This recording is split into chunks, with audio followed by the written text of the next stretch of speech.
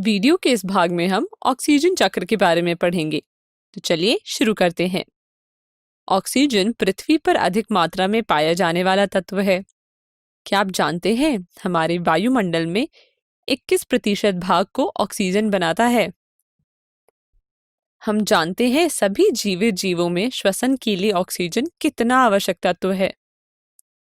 Oxygen हमारे जीवमंडल में विभिन्न रूपों में मिलता है, जैसे कि यह तात्विक रूप में O2 के रूप में मिलता है, संयुक्त रूप में जल में H2O के रूप में मिलता है, कार्बन डाइऑक्साइड में CO2 के रूप में मिलता है।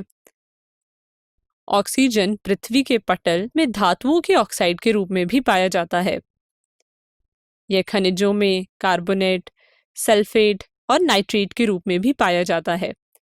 इसके अलावा ऑक्सीजन जैविक अणु जैसे कि कार्बोहाइड्रेट्स, प्रोटीन, न्यूक्लिक अम्ल और वसा का भी एक आवश्यक घटक है। लेकिन जब हम ऑक्सीजन चक्र के बारे में बात करते हैं, तब हम मुख्य रूप से उस चक्र को निर्देशित करते हैं जो ऑक्सीजन की मात्रा को वायुमंडल में संतुलित बनाए रखता है। चलिए इस चक्र को समझते हैं। हमारे वातावरण में ऑक्सीजन का निरंतर निर्माण और उपयोग किया जाता है।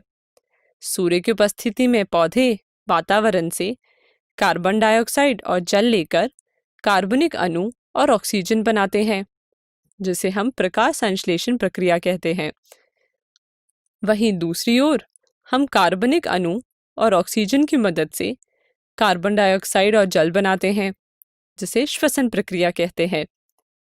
तो ध्यान दें, वायुमंडल में पौधों द्वारा छोड़ा गया ऑक्सीजन हमारे द्वारा उपयोग किया जाता है। तो यहाँ से हम समझ सकते हैं कि कैसे ऑक्सीजन, कार्बन डाइऑक्साइड और अन्यों में उपस्थित ऑक्सीजन मिलकर प्रकाश संश्लेषण और श्वसन की प्रक्रिया में एक चक्र में घूम रहा है। तो हमने यहाँ पढ़ा ऑक्सीजन चक्र के बारे में। वीडियो को रोकें और इसे अपनी कॉपी में नोट कर लें। श्वसन के अलावा भी हमारे वायुमंडल में ऑक्सीजन का उपयोग और प्रक्रियाओं में होता है, जैसे दहन में, अपघटन में और नाइट्रोजन के ऑक्साइड निर्माण में। पर केवल एक ही मुख्य प्रक्रिया है प्रकाश संश्लेषण, जिसके द्वारा ऑक्सीजन वायुमंडल में लौटती है। तो यहाँ से हम समझ सकते हैं कि पौधे हमारे लिए कितने जरूरी हैं, इसलिए हमें इनकी हमेशा सुरक्षा करनी चाहिए। अब मैं आपको एक और रोचक बात बताती हूँ। कुछ जीव जैसे कि बैक्टीरिया के लिए तत्वीय ऑक्सीजन जहरीला होता है। यह बात जानकर पड़ गई ना सोच में आप? तो और रोचक बातों को जानने के लिए मिलते हैं हम अगले वीडियो में। और आगे बढ़ने से पहले आपको हमारे प्रश्न का जवाब देना होगा और आपका समय शुरू होता है अब। समय समाप्त। और इसका सही उत्तर है प्रकाश संश्लेषण, तीसरा ऑप्शन।